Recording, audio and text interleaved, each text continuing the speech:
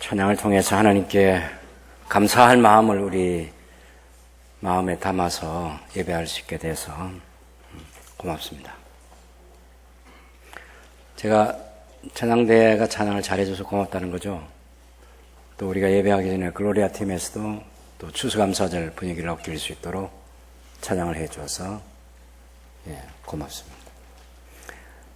보통 사람의 감사인 거죠. 어떤 좋은 일이 주어졌을 때 뭔가 내게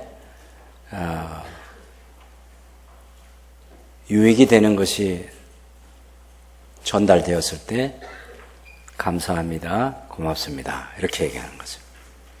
아까 찬양 그 가사 중에 아픔도 감사, 이거 쉽지 않은 거예요. 슬프고 아픈 일, 잃어버렸을 때, 빼앗겼을 때, 상처받았을 때 감사가 쉽지 않죠. 근데 성경은 범사에 감사하라 이렇게 말할 때는 그 범사라는 그 속에는 좋은 일도 있고 좋지 않은 일도 있고 기쁜 일도 있고 슬픈 일도 있고 아픈 일도 있고 그 모든 것이 다 들어있는 게 범사죠. 모든 것에 감사하라. 범사에 감사하라. 이것이 하나님의 뜻이다. 사도 바울이 이 데살로니가의 교회를 개척할 때 어려운 일이 참 많았습니다. 근데 그 모든 내용들을 다 담아서 이 교회를 향해서 정말 권면하고 싶은 것이 범사에 감사하라는 것입니다. 구약교회에도 보면 하나님과의 하나님 백성의 그 언약 관계를 잘 유지하기 위해서 5가지 제사제도가 있었습니다. 번제, 소제, 화목제, 속죄제, 속건제 이 5가지 제사가 있었는데 그 중에 특별히 그 화목제의 이 제사에는 3가지 내용이 담겨 있는데 하나는 감사하는 것, 감사제사. 또 다른 하나는 지금 현재 만족함을 표현하는 자원제라고 하는 게 있고 그 다음에 앞날에 하나님께서 해주실 일을 기대하면서 드리는 서원제사가 있었습니다. 이 제사를 그리스도의 제사와 그리스도인의 제사로 나눌 수 있을 거예요. 그리스도의 제사는 이를테면 번제라든지 또 속죄제, 속건제처럼 예수님께서 십자가에 달리셔서 하나님과 우리의 깨어진 관계를 회복시켜 드리고 하나님을 만족시켜 드리기 위해서 예수님께서 값을 다 치르신 십자가의 희생제사, 그것이 그리스도의 제사라고 하면 화목제처럼 감사하는 마음으로 드리는 제사, 자원하는 마음으로 드리는 제사, 그리고 소원하는 제사, 이 그리스도인의 제사, 성도의 제사는 여전히 신약교회에도 남아있는 제사이고 우리가 그 제사를 드려야 되는 거죠. 구약교회도 보면 특별히 모든 남자들이 1년에 3번씩 하나님께 나아가 지켜야 될 3가지 중요한 절기가 있는데 하나는 유월절, 또 무교절이라고 하기도 하는 그 절기하고 하나는 오순절, 이거는 맥주, 보리와 밀을 수확하고 하나님께 드리는 제사예요. 그리고 초막절이라 하기도 하고 곡식을 다 거둬들인 과일까지도 다 추수한 것을 저장해 놓고 하나님께 드리는 제사라고 해서 수장절이라고 하는 이 초막절이 있는데 이 3절기에 하나님께 빈손으로 나아가지 말고 하나님께서 복 주신 것과 또 복 주실 것 바라보고 하나님께 감사의 제사를 드리라. 이것이 하나님께서 당신의 언약 백성들에게 기대하시는 그런 하나님의 마음이었습니다. 우리는 농경사회에 살아가고 있지 않지만 여전히 우리가 매년 해마다 이 절기를 기억하고 하나님께 감사하는 마음을 가지고 우리의 신앙생활을 다시 한번 돌아보고 더 좋은 신앙의 사람으로 살아가기 위해서 결단하는 것은 매우 중요하다고 말할 수 있습니다. 그래서 오늘도 2019년 추수 감사주일 예배로 하나님께 나아가는 것입니다. 그런데 데살로니가전서 5장 18절에서 바울이 범사에 감사하라, 이것이 그리스도 예수 안에서 너희를 향하신 하나님의 뜻이다. 근데 사실 하나님의 뜻은 감사하는 것만 하나님께 뜻이 아니고 그 14절부터 보면 형제들아 너희를 권하노니 게으른 자들을 권계하며 마음이 약한 자들을 격려하고 힘이 없는 자들을 붙들어주며 모든 사람에게 오래 참으라. 이것도 하나님의 뜻이에요. 그 다음에 15절에는 삼가 누구에게든지 악으로 악을 갚지 말게 하고 서로 대하든지 모든 사람을 대하든지 항상 선을 따르라. 이것도 하나님의 뜻이에요. 항상 기뻐하라. 이것도 하나님의 뜻이고 쉬지 말고 기도하라도 하나님의 뜻이고 그 다음에 19절에 있는 성령을 소멸하지 말아라. 성령께서 성도들 가운데 일하는데 그 성령님께서 더 이상 일하지 않도록 성령님을 환영하고 영접하고 모시고 살아야 되는데 성령의 감동을 거절하는 그런 삶을 살면 안 된다. 그것도 하나님의 뜻이에요. 하나님께 주신 예언을 멸시하지 말아라. 이것도 하나님 뜻이에요. 범사에 헤아려 좋은 것을 취하고 악은 어떤 모양이라도 버려라. 이것도 하나님 뜻이에요. 그런데도 사도 바울은 특별히 강조하는 것이 18절에 있는 범사에 감사하라. 이것이 그리스도 예수 안에서 너희를 향하신 하나님의 뜻이니라. 이건 좀 더 강조하고 있다고 보여집니다. 범사에 감사하라. 여러분, 이 데살로니가 교회가 어떻게 세워진지 아시죠? 사도행전 16장에 보면 빌립보 교회가 먼저 세워지고 그리고 유럽의 그 마게도니아 지역이라고 하는 그 지역의 마게도니아 지역의 수도인 서울이죠, 서울인 데살로니가 지역에 가서 바울이 교회를 개척할 때 새 안식일에 회당에 들어가서 복음을 전했습니다. 당연히 믿는 사람도 생겨났지만 유대인들이 바울의 설교를 들으면서 아주 신기가 불편하고 화를 내고 바울이 더 이상 회당에서 설교하지 못하도록 방해하고 핍박하고 그래서 회당에 가야만 예수님은 그리스도라고 예수님은 하나님께서 보내신 메시아라는 설교를 할 수 있는데 더 이상 설교를 할 수가 없었어요.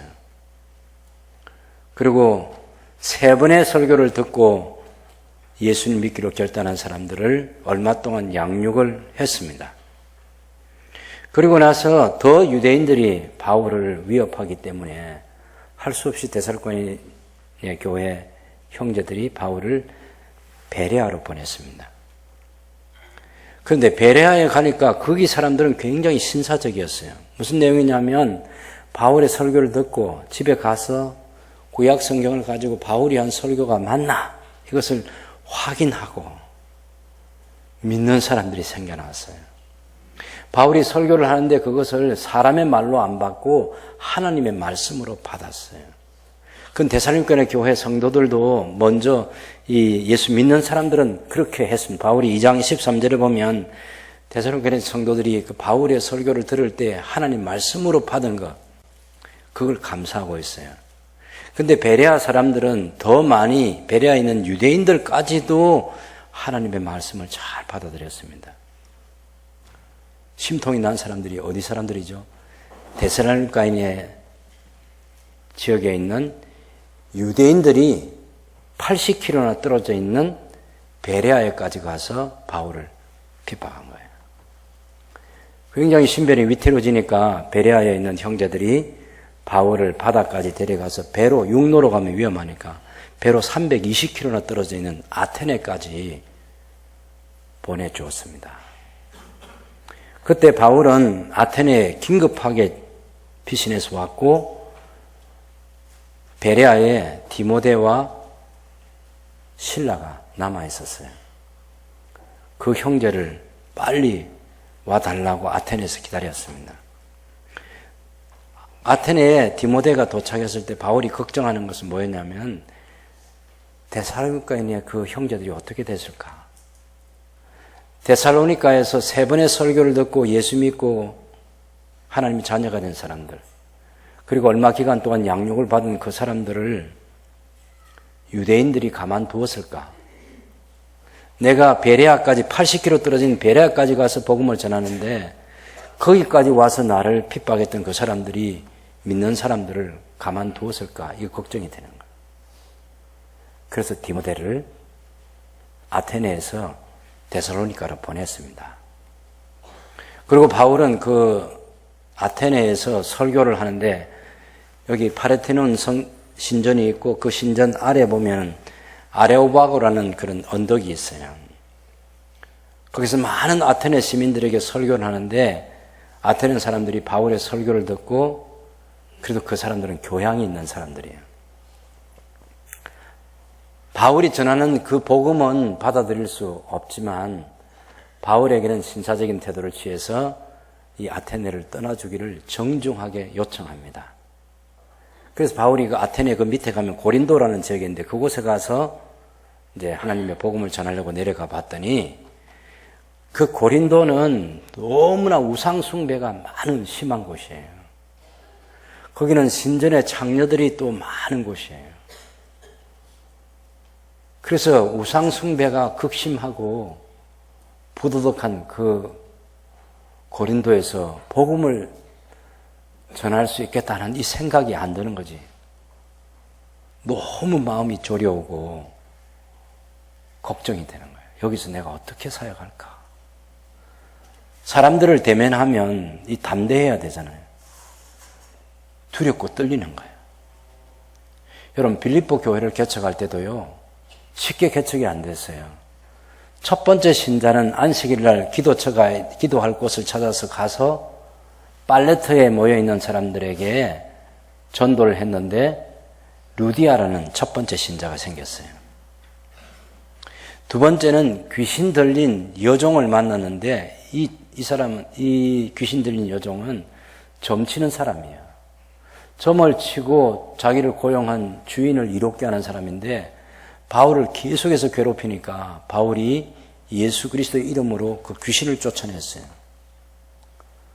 그러니 점을 칠 수가 없어. 그 점치는 여종의 주인이 돈벌이가 안 되니까 관계 당국에 얘기를 해가지고 그 관리들에게 바울과 실라가 매를 심하게 맞고 옥에 갇혔습니다. 그건 우리처럼 뭐 교도소, 그런 교도소가 아니고 지하는 감옥이고 1층에 이제 간수가 살고 있는 그런 가옥 형태로 되어 있는 거기에 이제 갇혔는데 밤중에 매를 맞고 너무 힘들고 아픈데 찬송을 불렀어요. 이것도 하나님의 은혜야. 그래서 감사하고 찬송을 부르는데 막 지진이 일어나가지고 막 옥터가 흔들리고 옥문이 흔들리고 막 문이 열리고 그러는 거예요. 간수가 위층에 있다가 죄수들이 도망한 줄 알고 자결을 하려고 했어. 근데 바울이 도망가지 않았고 우리가 여기 있으니 안심해라. 우리 도망 안 갔다. 그런데 간수가 옥문이 열리면 죄수들은 당연히 도망을 가야지. 그런데 이 사람들이 예수님 믿는 사람들 아니에요. 예수님을 전파하는 사람들이에요. 그래서 형들 내가 어떻게 하면 구원을 받을 수 있겠냐 했더니 주 예수를 믿으라. 그리하면 너와 네 집이 구원을 얻으리라 하고 사도행전 16장 31절에 이렇게 기록이 되어 있습니다. 예수님을 믿으면 너도 구원받고 너의 집도 구원받는다. 그래서 세 번째 신자가 태어났습니다. 그날 밤에 간수와 간수의 가족들이 예수님 믿고 세례받고 빌보교의 교인이 됐어요. 그런데 사도 바울이 나중에 무슨 얘기를 하는가 하면 여러분 데살로니가전서 2장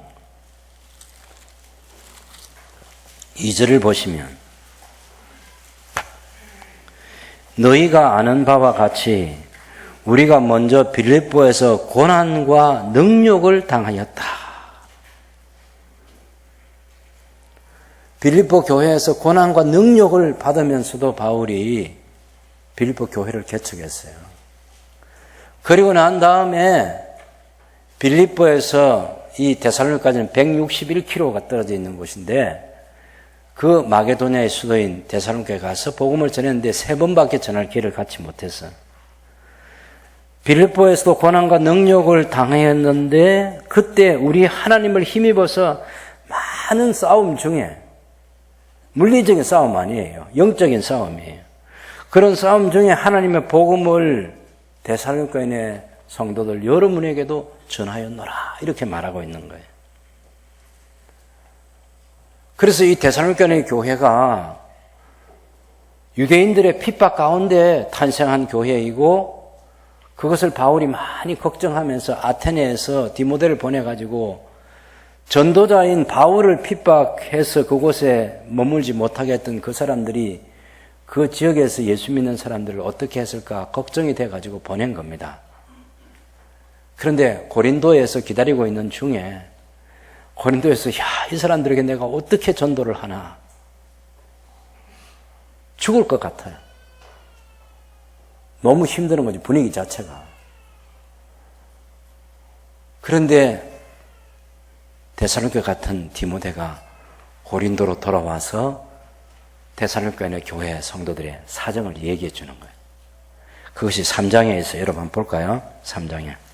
자, 3장 1절 봅니다. 이러므로 우리가 참다 못하여 우리만 아덴, 이게 아테네입니다. 아테네에 머물기를 좋게 생각하고 우리 형제 곧 그리스도의 복음을 전하는 하나님의 일꾼인 디모데를 보내노니 이는 너희를 굳건하게 하고 너희 믿음에 대하여 위로함으로 아무도 이 여러 환난 중에 흔들리지 않게 하려 함이라. 우리가 이것을 위하여 세움받은 줄을 너희가 친히 알리라. 우리가 너희와 함께 있을 때 장차 받을 환난을 너희에게 미리 말하였는데 과연 그렇게 된 것을 너희가 아느니라. 이러므로 나도 참다 못하여 너희 믿음을 알기 위하여 그를 보냈노니 이는 혹 시험하는 자가 너희를 시험하여 우리 수고를 헛되게 할까 함이니 지금은 디모데가 너희에게로부터 그 데살로니가는 거기서 와서 고린도로 왔죠. 너희 믿음과 사랑의 기쁜 소식을 우리에게 전하고 또 너희가 항상 우리를 잘 생각하여 우리가 너희를 간절히 보고자 함과 같이 너희도 우리를 간절히 보고자 한다니 이러므로 형제들아 우리가 모든 궁핍과 환난 가운데서 너희 믿음으로 말미암아 너희에게 위로를 받았느라. 그러므로 너희가 주 안에 굳게 선적 우리가 이제는 살리라. 우리가 우리 하나님 앞에서 너희로 말미암아 모든 기쁨으로 기뻐하니 너희를 위하여 너희 어떠한 감사로 하나님께 보답할까? 완전히 상황이 달라졌어요. 조금 전까지만 해도 죽을 것 같았는데 데살로니가에 갔던 디모데가 돌아와서 그 교회 성도들이 믿음이 자라나고 우상을 버리고 살아계신 하나님께로 돌아와서 예수님의 재림을 기다리면서 바울에 들었던 그 기쁨의 복음의 그 기쁜 소식을 데살로니가뿐만 아니고 그 아래쪽으로 아테네 쪽으로 내려오면서 고린도 그 가까운 아가야 지방까지 내려와서 복음을 전하는 전도자들이 됐다는 소식을 듣고 이건 사람이 한 게 아니지. 이건 하나님이 하셨지. 그래서 어떤 감사로 하나님께 보답할까? 이렇게 얘기하고 있는 거예요. 우리가 당신 교회 소식을 듣기 전에는 죽을 것 같았는데 이제 우리가 살겠다. 예? 하나님께서 복음을 전하는 곳에 일하시고 하나님의 영광을 나타내시는구나. 교회는 세상 권세가 어찌하지 못하는구나. 교회는 악한 마귀가 교회를 해치지 못하는구나. 교회는 하나님이 지키시고 보호하시고 당신께서 구원하신 당신의 백성들을 인도하시는구나. 이걸 이제 알게 된 거예요. 바울 자기는 감사가 넘쳤어요. 그래서 나는 감사한다 그랬어요. 여러분 1장 2절에 보면 우리가 너희 모두로 말미암아 항상 하나님께 감사하며 기도할 때에 너희를 기억하면 너희의 믿음의 역사와 사랑의 수고와 우리 주 예수 그리스도에 대한 소망의 인내를 우리 하나님 아버지 앞에서 끊임없이 기억하미니 하나님의 사랑하심을 받은 형제들아 너희를 택하심을 하노라. 너희 모두로 말미암아 항상 하나님께 감사한다. 기도할 때마다 너희를 기억한다. 이 교회가 이 짧은 기간 동안에 어떤 교회로 되어 있었냐면 아주 건강하고 좋은 교회예요. 세 가지 표지가 있었어요. 첫째는 믿음의 역사가 있었어요. 두 번째, 이 교회는 사랑의 수고가 있었어요. 세 번째, 예수 그리스도에 대한 소망의 인내를 가지고 있는 교회였어요. 고린도서 13장에도 보면 믿음, 소망, 사랑 이 세 가지가 항상 있을 것이라 그랬죠. 이 세 가지가 잘 갖추어진 교회는 건강한 교회이고, 그래서 바울이 편지를 쓸 때마다 어떤 교회는 사랑이 부족하니까 고린도 교회는 모든 것이 다 좋은데 사랑이 부족해서 그래서 막 책망하는 거예요. 어떤 교회는 소망의 인내가 없어요. 예수님의 재림에 대해서 혼란을 가지고 있어요.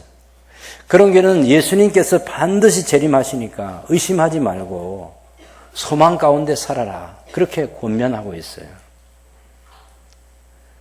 옛날에는 지금이나 똑같습니다. 모든 교회는 이 세 가지를 가지고 보면 그 교회가 서로 사랑하고 있는가? 그 교회가 믿음의 역사가 있는가? 그 교회가 예수님의 재림에 대한 소망을 가지고 힘들고 어려운 일에서도 참고 기다리면서 살아가는가? 이걸 보면 그 교회가 건강한 교회인지 아닌지 알 수 있습니다. 바울 사도는 이 데살로니가의 교회가 그 짧은 기간이지만 그렇게 변화된 삶을 사는 것을 보면서 하나님께 감사했습니다. 그런데 감사는요, 죄로 말미암아서 타락한 우리 사람들은 감사를 잘 못해요.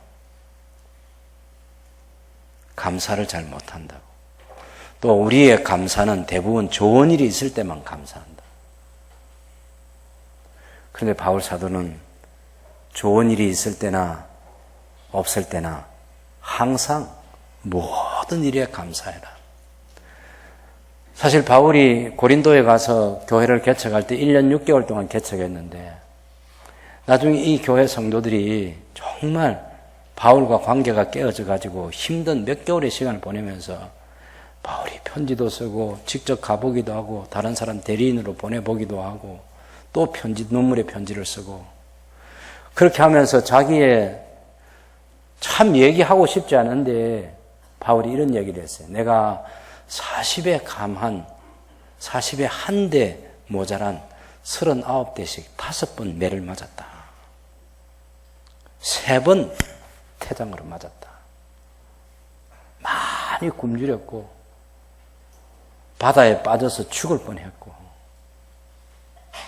그런 위험 속에서도 내가 날마다 고생하고 살았지만 내 속에 늘 염려하는 것은 주님의 교회를 위한 염려였다. 그러면서 뭘 해요? 늘 교회 때문에 감사하고 믿은 성도들 때문에 감사하고 그들의 신앙이 자란 것 때문에 감사하고 바울은 이 감사를 늘 입에 달고 다녔어요. 좋은 일이 있을 때나 안 좋은 일이 있을 때나 하나님이 행하시는 거예요. 로마서 8장에서 바울이 말을 할 때 이런 얘기를 했어요. 하나님께서는 우리 사람들이 깨뜨려 놓은 것, 우리 사람들이 헝클어 놓은 것, 우리 사람들이 잘못한 것, 그런 것까지도 다 유익하게 하시는 하나님이시다. 그 일을 만들어가는 거예요.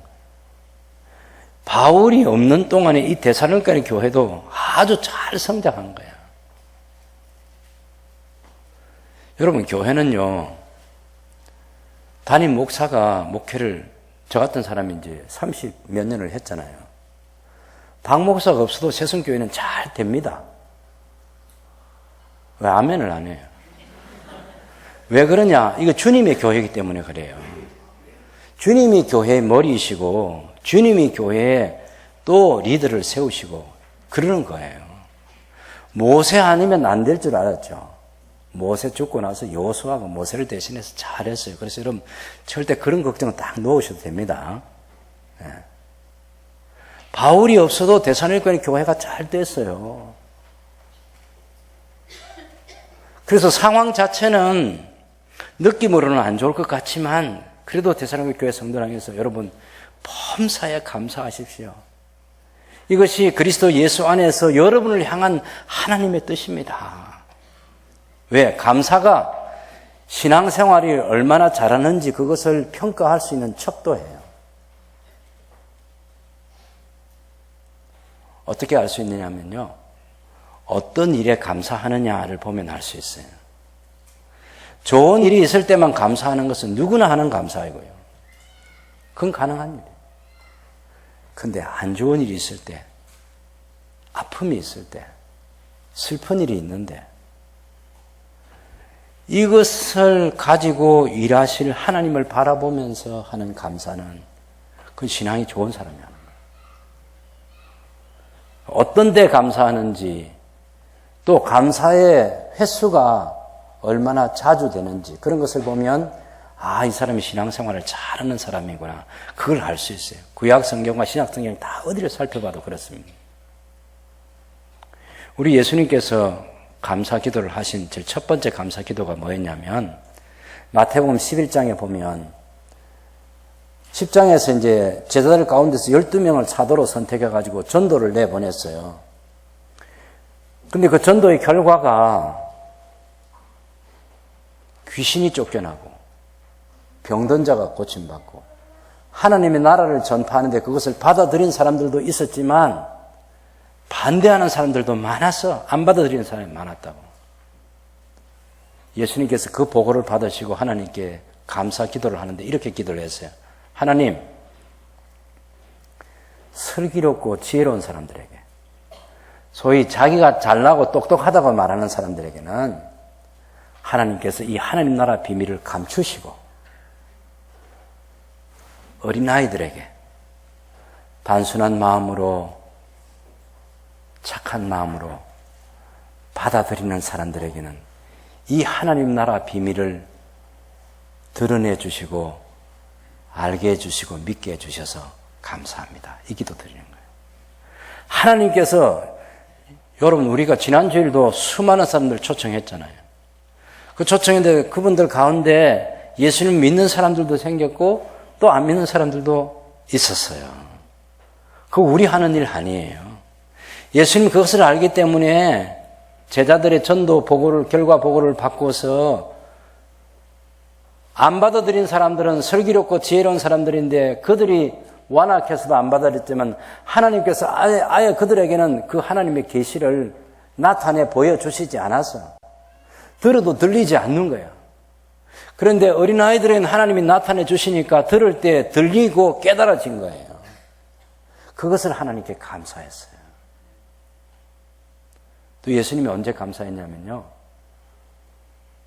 한 며칠 복음을 전하는데 많은 사람이 몰려요. 남자만 5,000명, 여자와 아이들까지 15,000명은 넘을 그 군중이 모였는데 너무 오랫동안 며칠 설교를 들어가지고 집에 돌아가다가 쓰러지면 어떡해. 그래서 제자들에게 먹을 것을 주라 하니까 있어야지. 준비가 안 돼 있어요. 어떻게 이 많은 사람들을 먹입니까? 그런데 한 아이가 도시락을 하나 가지고 있어. 보리떡 5개, 물고기 2마리. 어림도 없잖아. 근데 그걸 들고 예수님께서 감사 기도하시는 거예요. 왜요? 예수님은 전능하신 하나님 아버지를 알아요. 전능하신 하나님 아버지를 신뢰합니다.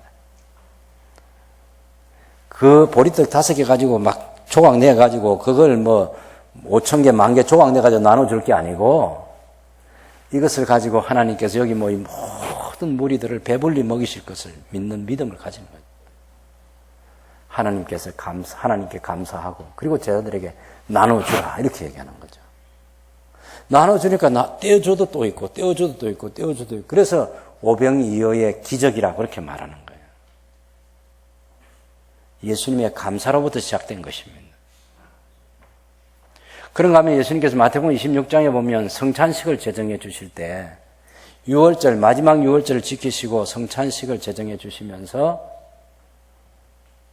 떡을 떼어 하나님께 감사기도 하고 또 잔을 가지고 감사기도 하고 나눠줬어요. 근데 그 속에는 아픔이 있어요. 왜냐하면 지금 떼어주는 떡은 곧 예수님이 십자가에 달려서 돌아가실 때 예수님의 찢기신 살, 찢기신 몸을 상징하는 거예요. 지금 잔을 들고 감사기도 하면서 이거 나눠주는 이 잔은 예수님이 십자가에서 흘릴 피를 상징하는 거예요. 예수님 당신께서 죽으실 거야. 그걸 내다보면서 그 죽음을 통해서 많은 사람들이 생명을 얻게 될 거 생각하니까 개인에게는 아픔과 슬픔과 고통과 눈물과 괴로움과 그런 것들이 다 몰려오는 것이지만 나는 죽어도 찢어진 내 몸을 통해서 흘린 내 피를 통해서 구원받을 사람들, 생명을 영원토록 누릴 사람 생각하니까 하나님께 감사한 거예요. 그래서 감사기도를 올리셨어요.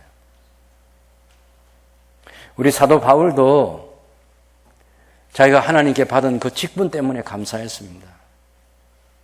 하나님께서 나를 충성되이 여겨서 바울의 그 감사에 보면 하나님이 자기 같은 사람을 충성되이 여겨서 직분을 주셨다는 거예요. 디모데전서 1장 12절을 보면 나를 능하게 하신 그리스도 예수 우리 주께 내가 감사하면 나를 충성되이 여겨 내게 직분을 맡기심이니. 여러 가지 환경에서 상황에서 하나님께 감사하는 게 신약 성경에 가득합니다. 그 내용은 복음서든지 예수님의 감사 생활이든지 또 사도 바울의 감사 생활이든지 이런 것을 보면 그리고 본인이 직접 감사하기도 하고 또 성도들에게 감사하라고 명령하기도 하고 그래서 교회 성도들이 감사가 몸에 배인 신앙생활을 하도록 이것이 하나님의 뜻이라는 것입니다. 성령 하나님께서 하나님의 일을 하는 사도를 통하여서 이 성경을 기록하게 할 때 굉장히 중요하게 강조했던 게 감사였어요. 내가 감사한다. 여러분도 감사하십시오. 이게 바울의 편지 속에 가득합니다.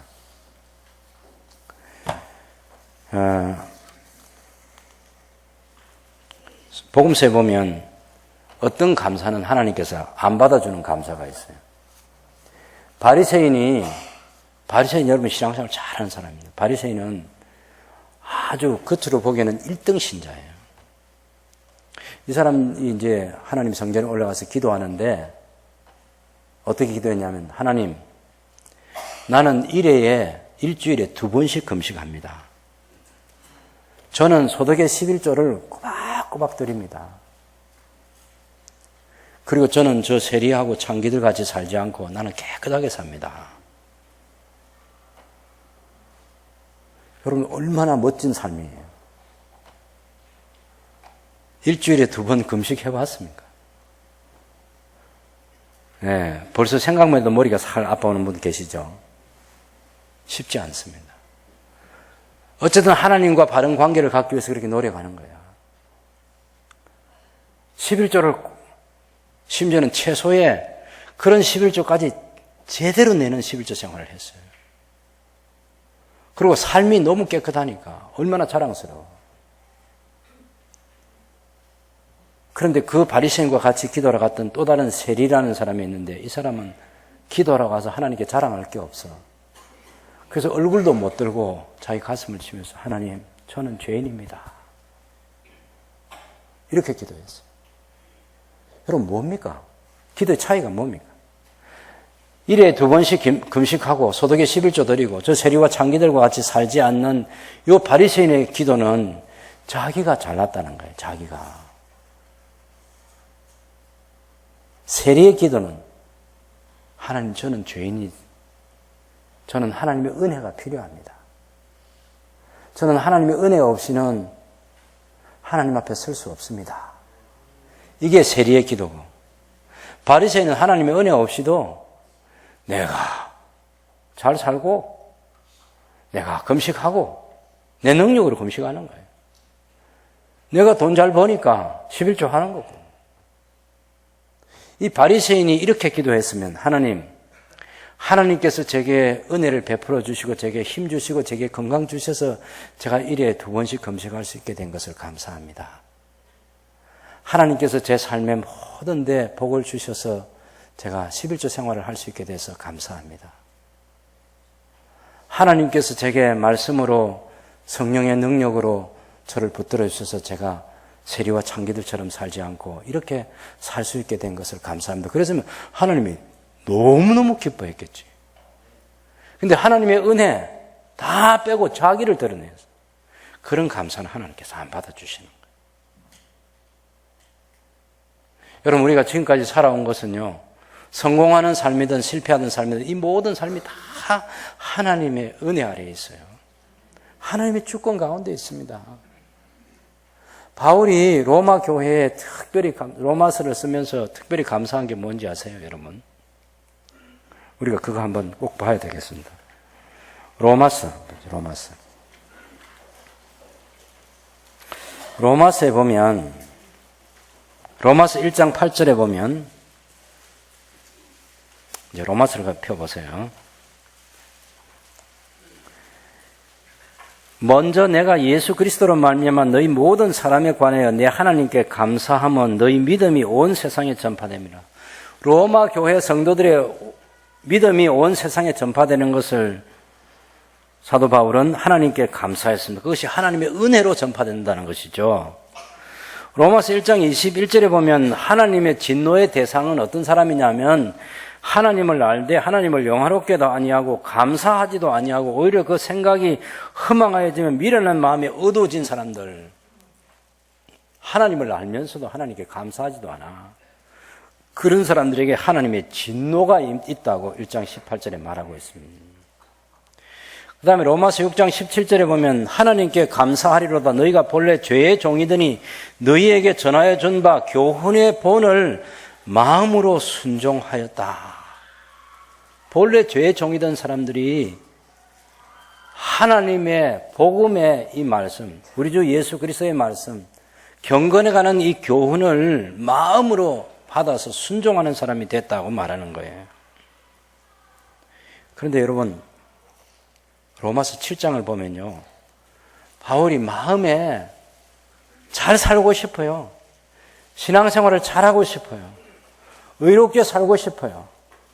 그런데 뒤돌아보면 또 죄를 지었어. 또다시 마음 고쳐먹고 또다시 잘 살려고 노력해봐. 그런데 또 뒤돌아보면 또 넘어졌어. 이걸 반복하고 있어요. 마음에는 정말 신앙생활을 잘하고 싶었어요. 의에 도달하고 싶어요. 그런데 삶은 그렇지 못했어요. 그래서 어떻게 말하는 거예요? 로마서 여러분 7장 24절 25절 우리 한번 같이 읽어봅시다. 로마서 7장 24절입니다. 오호라 나는 곤고한 사람이로다. 이 사망의 몸에서 누가 나를 건져내랴. 우리 주 예수 그리스도로 말미암아 하나님께 감사하리로다. 그런즉 내 자신이 마음으로는 하나님의 법을 육신으로는 죄의 법을 섬기노라 그랬어요. 사도 바울이 지금 하는 말이 뭐냐면, 사도 바울이 하나님의 사도로서 예수 믿고 나서 예수님을 전파하면서 1차 전도여행, 2차 전도여행, 3차 전도여행을 지금 마치는 고린도에서 이 로마서라는 편지를 써요. 그러니 예수 믿고 10년 뒤에 안디옥 교회에 가가지고 거기서 사역을 하고 1년 동안 사역을 잘하고 그 다음에 선교사로 파송받아가지고 1차 전도여행, 2차 전도여행, 3차 전도여행까지 지금 마쳤습니다. 예루살렘 돌아가기 전에 이 로마서라는 이 편지를 쓰면서 로마 교회 성도의 소식을 들으면 그 사람들의 믿음이 온 세상에 전파된 것도 감사하고, 또 죄의 종이었던 이 사람들이 이제는 의의 종이 된 것도 또한 감사하고, 그러면서 자기 자신의 삶을 돌이켜보면 육신의 몸을 가지고 있는 내가 아무리 어렵게 살려고 해도 안 되고 넘어지고 또 일어서고 또 넘어지고 일어서고 한 이것을 반복해서 그래서 나는 공고한 사람이야. 나는 얼마나 비참한 사람이냐. 누가 이 사망의 몸에서 나를 건져주겠느냐 하고 탄식을 하는 거예요. 그런데 아니 바울이 그런 사람이야? 이 말 못하도록 나는 정말 비참한 사람인데 누가 나를 건져내랴 그렇게 해놓고 바로 우리 주 예수 그리스도로 말미암아 하나님께 감사하노라 선포하는 거예요. 의심하지 말라는 거야. 내가 비록 내 삶이 의에 도달하지 못한 삶을 살았어도 나 예수님 떠난 것 아니고 내 믿음 흐려진 것 아니고 하나님과 나와의 관계 멀어진 것도 아니고 내 육신의 몸을 갖고 있는 계속해서 이렇게 싸우면서 살 뿐이다. 나 하나님을 향한 감사 잊지 않았어. 내가 비록 이런 삶을 살고 있다고 하나님께 원망하거나 불평하는 그런 사람 아니야 나. 우리 주 예수 그리스도로 말미암아 하나님께 감사한다 선포를 하는 거예요. 여러분 우리 신앙생활 앞으로 계속해서 믿음의 경주를 해가야 되잖아요. 언제나 이렇게 다 그 정상을 향해서 나아가는 그런 삶을 살지 못할 거거든. 사도 바울도 자기 삶을 돌이켜보면서 그렇게 얘기했잖아요.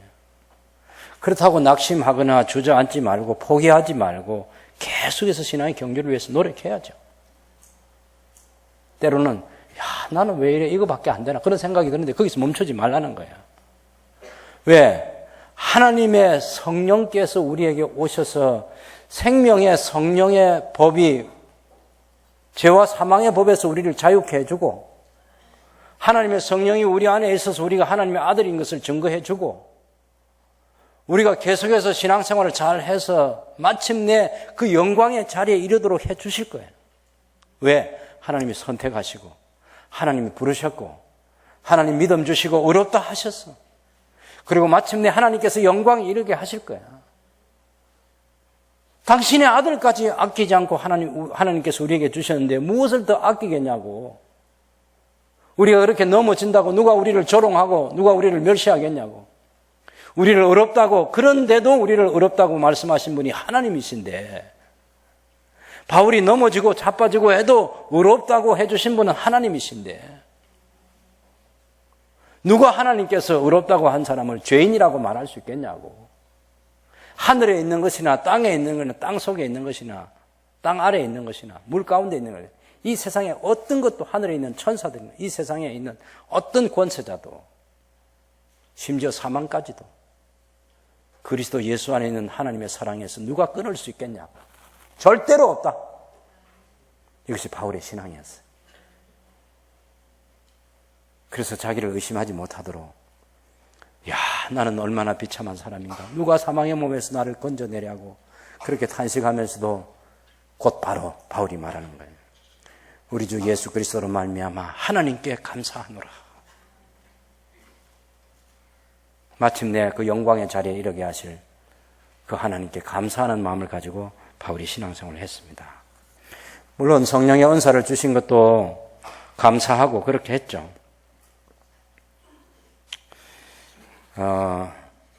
빌립보 교회 성도들에게 바울이 권면할 때 이렇게 했습니다. 기도할 때 너희 구할 것을 감사함으로 아뢰라. 기도할 때 꼭 감사하라 그래요. 감사합니다. 아무것도 염려하지 말고 모든 일에 기도와 간구로 너희 구할 것을 감사함으로 하나님께 아뢰라. 그리하면 모든 지각에 뛰어난 하나님의 평강이 그리스도 예수 안에서 너희 마음과 생각을 지키시리라. 골로새 교회 성도들을 위해서 바울도 기도할 때마다 내가 감사한다고 말을 하는데 골로새 1장 3절에 보면 우리가 너희를 위해서 기도할 때 하나님 곧 우리 주 예수 그리스도의 아버지께 감사하노라. 이는 그리스도 예수 안에 너희의 믿음과 모든 성도에 대한 사랑을 들었으며 너희를 위하여 하늘에 쌓아둔 소망으로 말미암음인데 곧 너희가 전에 복음 진리의 말씀을 들은 것이라. 이 복음이 이미 너희에게 이르매 너희가 듣고 참으로 하나님의 은혜를 깨달은 날부터 너희 중에서와 같이 또한 온 천하에서도 그 복음이 열매를 맺어 자라는도다. 그래서 골로새 교회 성도들을 생각할 때 감사했어요.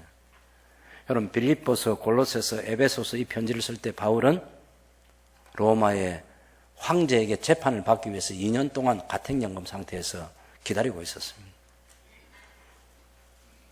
근데 자기가 방문한 적도 없는 그 골로새 교회 소식을 들었더니 그 교회의 믿음에 잘하고 있다는 사실을 알게 됐어요. 그래서 하나님께 감사한다 그랬어요. 그런가 하면 골로새 교회 성도들을 위해서 기도할 때 다른 여러 가지 기도 제목 끝에 마지막으로 기도하는 게 뭐냐면 하나님께 감사하는 성도가 되기를 위해서 기도했어요.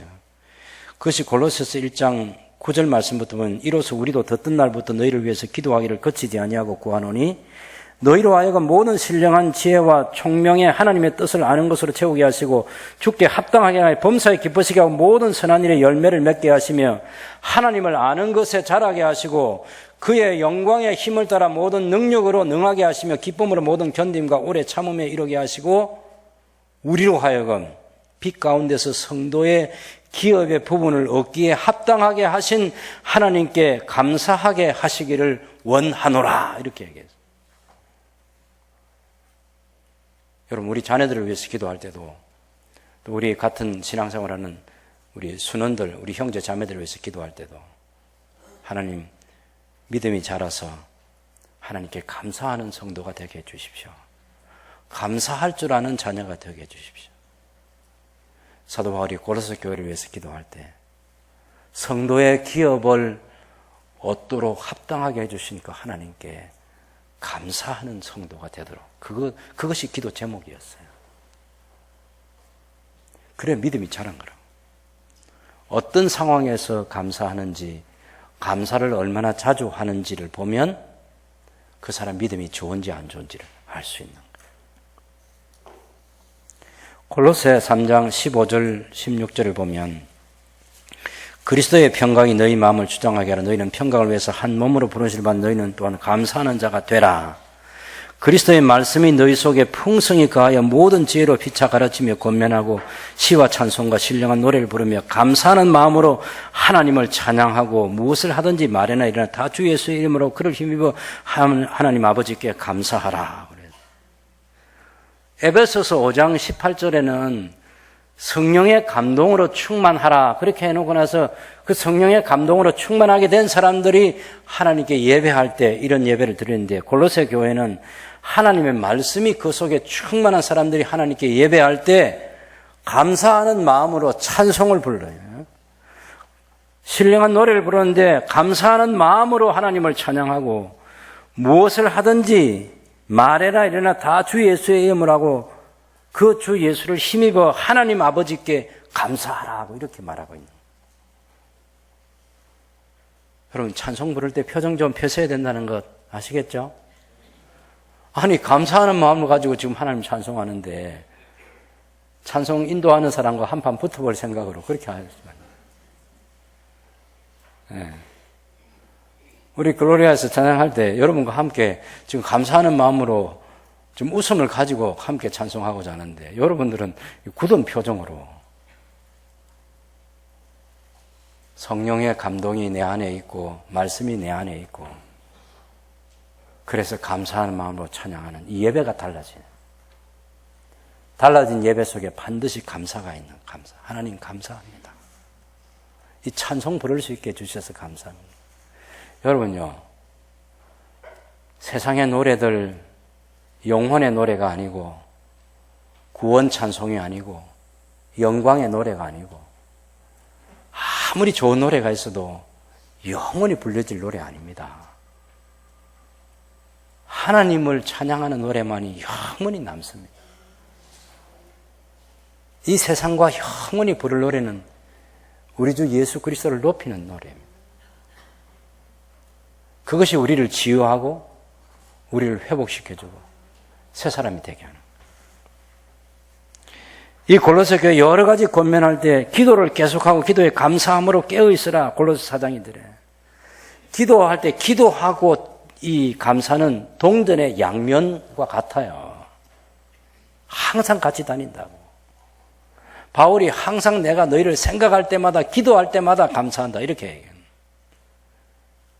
무슨 얘기입니까? 기도를 안 해도 문제이지만 감사가 없는 기도는 뜻이 없다. 의미가 없어요. 의미가 없어요. 기도할 때 감사가 담겨 있어야 돼. 감사가 담겨 있어요. 오늘 추수감사주일날 우리가 예물을 들고 하나님께 감사하는 이것으로 우리의 신앙생활이 건강하고 잘 하는 신앙생활이라고 만족하면 안 돼요. 이건 기본이지만 우리의 기도생활, 찬송생활, 말씀생활에 감사가 넘쳐나야 돼요. 여러분, 예수님께서 나병 환자 10명을 치료해 준 적이 있습니다. 그래서 나병이 고침받으면 제사장에 자기 몸을 보여서 제사장이 딱 살펴가지고 깨끗해졌구나. 그러면 가족에게로 보내줘요. 그런데 10명이 그 제사장께 자기 몸을 보이려 가다가 길에서 병이 고쳐졌어요. 9사람은 다 갔겠죠.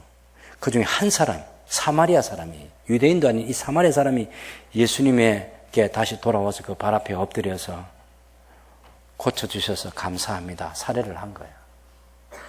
그때 예수님께서 아니 9명은 어디 갔냐? 9은 어디 가고 너 혼자 왔냐? 너뿐이냐? 이 말은 우리 예수님께서 감사를 기대하신다는 거예요. 기대. 성부, 성자, 성령 하나님께서 우리에게 믿음 주시고 우리의 신앙생활 속에 우리가 믿음 생활 잘하도록 역사하시는 중에 우리에게 삼위 하나님께서 기대하시는 것은 우리가 감사로 하나님께 영광을 돌리는 신앙생활을 하기를 기대하는 것입니다. 지금까지도 여러분이 신앙생활 잘 해왔겠지만 한 번 더 점검해서 더 나은 감사의 제사로 하나님을 영화롭게 하는 저와 여러분들이 될 수 있기를 바랍니다. 예.